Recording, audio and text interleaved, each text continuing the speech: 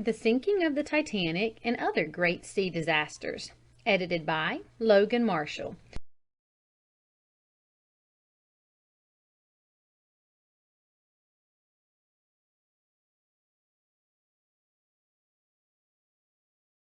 Dedication. To the 1,635 souls who were lost with the ill-fated Titanic, and especially to those heroic men who, instead of trying to save themselves, stood aside that women and children might have their chance. Of each of them let it be written, as it was written of a greater one, he died that others might live. Introduction. Dr. Van Dyke's Spiritual Consolation to the Survivors of the Titanic. The Titanic, greatest of ships, has gone to her ocean grave. What has she left behind her? Think clearly. She has left debts. Vast sums of money have been lost. Some of them are covered by insurance, which will be paid. The rest is gone. All wealth is insecure. She has left lessons. The risk of running the northern course when it is menaced by icebergs is revealed. The cruelty of sending a ship to sea without enough lifeboats and life rafts to hold her company is exhibited and underlined in black. She has left sorrows. Hundreds of human hearts and homes are in mourning for the loss of dear companions and friends. The universal sympathy which is written in every face and heard in every voice proves that man is more than beasts that perish. It is an evidence of the divine in humanity. Why should we care? There is no reason in the world, unless there is something in us that is different from lime and carbon and phosphorus, something that makes us mortals able to suffer together, for we have all of us a human heart. But there is more than this harvest of debts and lessons and sorrows in the tragedy of the sinking of the Titanic. There is a great ideal. It is clearly outlined and set before the mind and heart of the modern world, to approve and follow, or to despise and reject. It is women and children first. Whatever happened on that dreadful April night among the Arctic ice, certainly that was the order given by the brave and steadfast captain. Certainly that was the law obeyed by the men on the doomed ship. But why? There is no statute or enactment of any nation to enforce such an order. There is no trace of such a rule to be found in the history of ancient civilizations.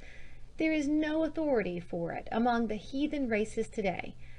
On a Chinese ship, if we may believe the report of an official representative, the rule would have been men first, children next, and women last. There is certainly no argument against this barbaric rule on physical or material grounds. On the average, a man is stronger than a woman. He is worth more than a woman. He has a longer prospect of life than a woman. There is no reason in all the range of physical and economic science, no reason in all the philosophy of the Superman, why he should give his place in the lifeboat to a woman. Where, then, does this rule which prevailed in the sinking Titanic come from? It comes from God, through the faith of Jesus of Nazareth. It is the ideal of self-sacrifice.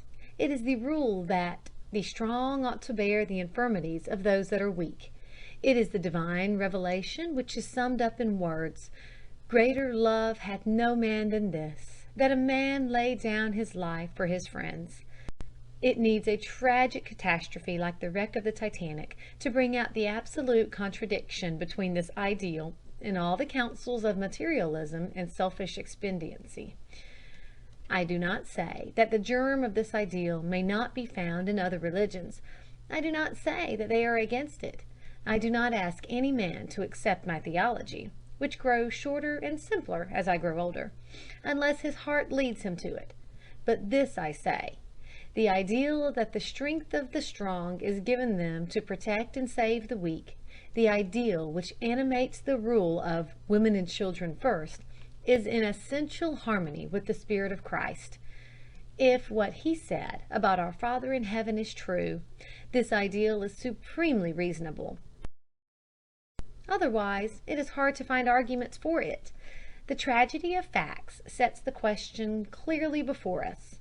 Think about it. Is this ideal to survive and prevail in our civilization or not? Without it, no doubt, we may have riches and power and dominion, but what a world to live in! Only through the belief that the strong are bound to protect and save the weak because God wills it so, can we hope to keep self-sacrifice, and love, and heroism, and all the things that make us glad to live and not afraid to die. Henry Van Dyke, Princeton, New Jersey, April 18th, 1912. Facts about the wreck of the Titanic. Number of persons aboard, 2,340. Number of lifeboats and rafts, 20. Capacity of each lifeboat, 50 passengers and a crew of 8. Utmost capacity of lifeboats and rafts, about 1,100. Number of lifeboats wrecked in launching, 4. Capacity of lifeboats safely launched, 928. Total number of persons taken in lifeboats, 711. Number who died in lifeboats, 6. Total number saved, 705. Total number of Titanic's company lost, 1,635. The cause of the disaster was a collision with an iceberg in latitude 41 degrees 46 north, longitude 50 degrees 41 west. The Titanic had repeated warnings of the presence of ice in that part of the course. 2 official warnings had been received defining the position of the ice fields. It had been calculated on the Titanic that she would reach the ice fields about 11 o'clock Sunday night. The collision occurred at 11:40. At that time, the ship was driving at a speed of 21 to 23 knots, or about 26 miles an hour. There had been no details of seamen assigned to each boat. Some of the boats left the ship without seamen enough to man the oars. Some of the boats were not more than half full of passengers. The boats had no provisions. Some of them had no water stored. Some were without sail equipment or compasses. In some boats, which carried sails wrapped and bound, there was not a person with a knife to cut the ropes. In some boats, the plugs in the bottom had been pulled out, and the women passengers were compelled to thrust their hands into the holes to keep the boats from filling and sinking. The captain, E.J. Smith, Admiral of the White Star Fleet, went down with his ship.